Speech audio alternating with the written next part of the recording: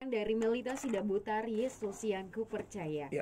Dan kawan SKFM, buat yang punya pertanyaan seputar iman Kristiani, langsung aja dikirimkan ke WhatsApp kita 08113810696 dan akan dijawab langsung oleh Bapak Pendeta Mel Atok di pagi ini. Ya. Dan Shalom, selamat pagi Bapak. Selamat pagi. Ini sudah ada pertanyaan yang masuk. Ya, Langsung saja nih bacakan. silakan. Ini orang yang sudah meninggal rohnya bisa masuk ke orang yang masih hidup. Kemudian orang yang dirasuki roh orang yang sudah meninggal ini mulai bercerita tentang siapa yang sudah membuat dia hingga akhirnya dia meninggal. Soalnya di tempat saya ini kalau untuk hal-hal seperti itu menjadi kepercayaan. Terima kasih, mohon penjelasan. Ya, saya tahu bahwa salah satu hal yang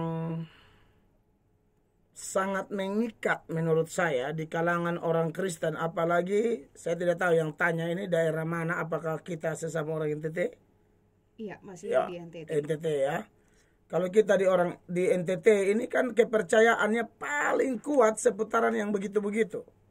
Bahwa ini tetangga meninggal atau kerabat meninggal gara-gara ada yang suanggi. Suanggi itu istilah kami di NTT dan beberapa daerah di Indonesia Timur. Saya tahu di Papua atau di Ambon mungkin sama tuh. Suanggi, ada yang santet, ada yang sihir katanya. Ya. Dan yang lebih celaka lagi, ada fenomena kayak begini. Katanya yang sudah meninggal itu arwahnya datang, masuk ke dalam salah seorang kerabat. Lalu yang sudah kemasukan ini mulai omong pakai bahasa Kupang misalnya, yang bikin beta bukan orang jauh, yang bikin beta ini biasa datang duduk minum kopi sore. Nah ini orang mulai curiga, ada 3 atau 4 bapak yang biasa kadang-kadang datang ngopi-ngopi sore gitu loh, atau dia buat yang lain lagi. Dia bilang pokoknya biasa pakai baju ungu. Aduh, ini kacau lagi. Jadi macam-macam. Nah, sekarang mari kita lihat dalam terang firman Allah. Apakah ini benar, asli, apa adanya seperti itu? Atau bagaimana?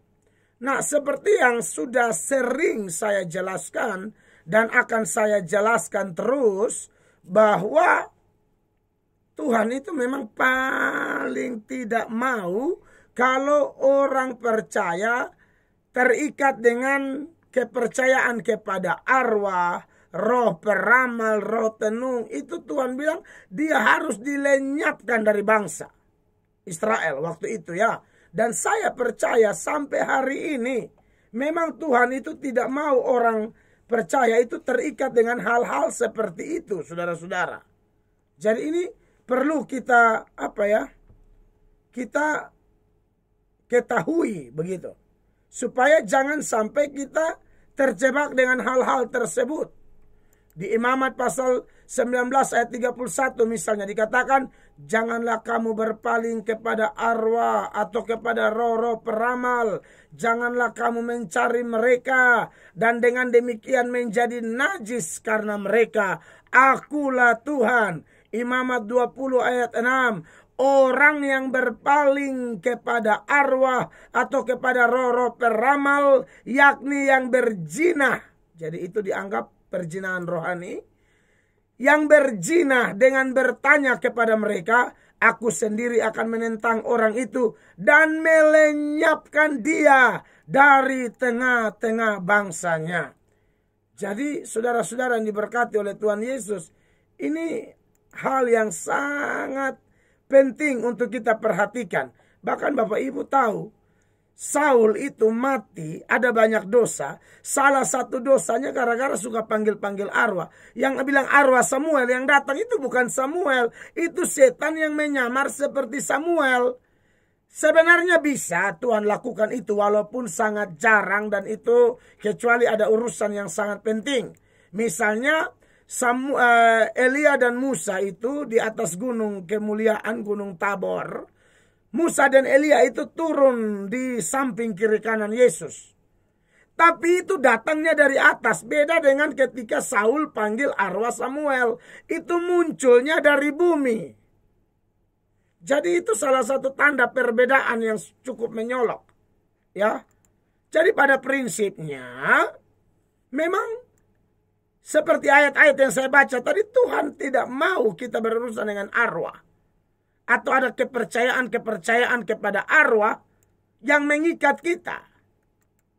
Makanya Saul itu Tuhan hukum mati salah satu gara-gara itu. 1 Tawarik 10 ayat 13. Demikianlah Saul mati karena perbuatannya yang tidak setia terhadap Tuhan. Oleh karena ia tidak berpegang pada firman Tuhan. Dan juga karena ia telah meminta petunjuk dari arwah. Saudara, jadi yang datang tuh arwah orang itu. Bukan setan yang menyamar. Setan ini jangankan jadi arwah keluarga kita. Menyamar seperti malaikat terang pun setan bisa. Apalagi malaikat yang terang saja bisa kok. Apalagi buat menjadi nenek kita, kakek kita, opa, oma kita, kakak, adik, suami, istri yang telah meninggal sangat bisa. Jadi saudara, ini saya tahu ini kepercayaan turun-temurun ya.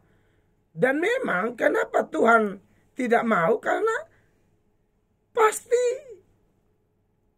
kita ditipu oleh setan. Dan setan itu juga tahu ayat, saudara-saudara. Ingat, setan itu tahu ayat bahwa orang mati itu sudah tidak mungkin kembali ke rumahnya. Apalagi masuk ke dalam diri orang, itu tidak mungkin. Ya, saya tidak bosan menunjukkan ayat ini kepada saudara. Saya tidak akan bosan. Anda mau bosan tidak ada urusan.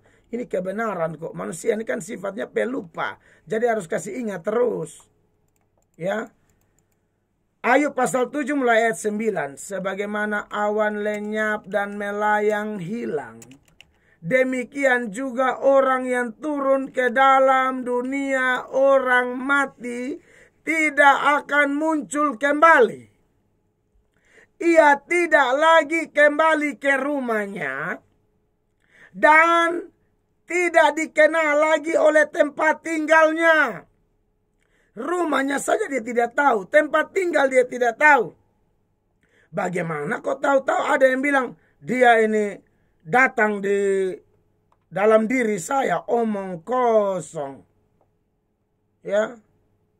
Mari kita lihat lagi. Pengkhotbah 9 ayat 5. Karena orang-orang yang hidup tahu bahwa mereka akan mati. Tetapi orang-orang yang mati tidak tahu apa-apa. Tidak ada upah lagi bagi mereka. Bahkan kenangan kepada mereka sudah lenyap. Baik kasih mereka maupun kebencian dan kecemburuan mereka sudah lama hilang.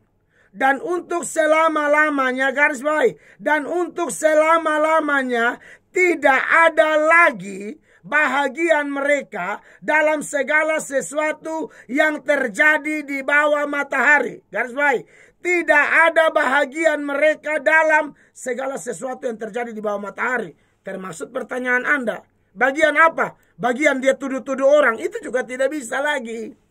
Dia bilang, oh yang santet saya tetangga. Pas di nomor, pokoknya langgar 3 rumah. Itu tidak bisa begitu, saudara. Tidak ada bahagian lagi. Orang mati dan orang hidup. Cemburu juga tidak ada lagi. Jadi kalau saudara yang pasangan sudah meninggal, sudah lebih dari 1 tahun, mau menikah lagi, ya menikah lagi. Sebab yang sudah mati tidak mungkin cemburu. Malam-malam dia datang, dia colok kau punya mata dengan itu cok dispenser. Tidak mungkin. Jadi maksud saya begini loh. Ya, jangan aneh-aneh. Kemarin saya di rumah duka di keluarga Paulus di Oepura. Lalu ada seorang simpatisan atau jemaat yang tahu saya, lalu dia mengalami duka beberapa tahun lalu. Dia tanya saya ingatkan ini, ibu tidak ada hubungan lagi. Jadi jangan pikir mereka, jangan rindu mau ketemu lagi. Tidak ada lagi. Makanya banyak dengar firman, banyak berdoa. Ya, supaya kita segala hal yang tidak perlu itu dihapuskan. Yang menggelisahkan kita. Kayak khotbah pagi ini. salah satu yang bisa menggelisahkan kita ya begitu. Lalu yang lebih lucu lagi ini orang yang dalam pertanyaan ini bilang itu arwah datang. Kasih tunjuk bilang ini orang yang bikin saya mati. Begitu ya? Iya. Nah itu jelas salah. Yang membuat orang meninggal atau hidup itu kan Tuhan Allah. Kok bisa ada yang datang adu domba? Dan sifat adu domba itu sifat setan. Setan itu di hadapan Allah dia kasih jelek Ayub. Oh Ayub memang diberkati karena engkau pagari. Coba angkat pagar, dia kutuk Tuhan. Anda lihat setan punya sifat. Sedangkan di hadapan Adam dan Hawa dia kasih jelek Tuhan.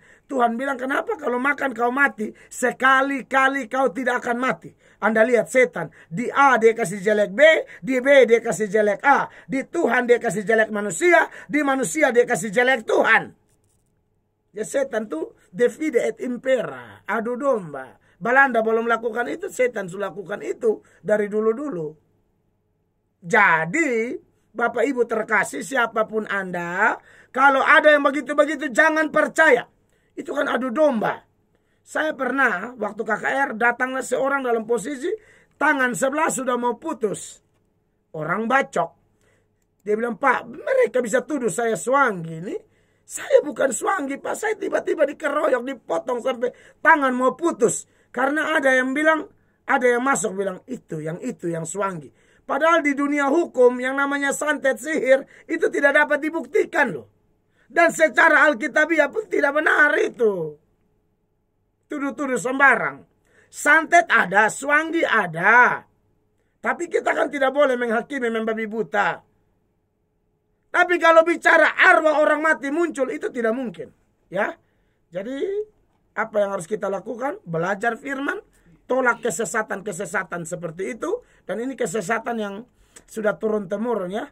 Saya Pendeta Mel Atok menjelaskan ini. Kiranya Anda mampu untuk menolaknya dengan cara datang kepada Allah, belajar firman Allah. Semua harus kembali kepada kitab suci, bukan kepada perkataan orang. Tuhan berkati. Iya.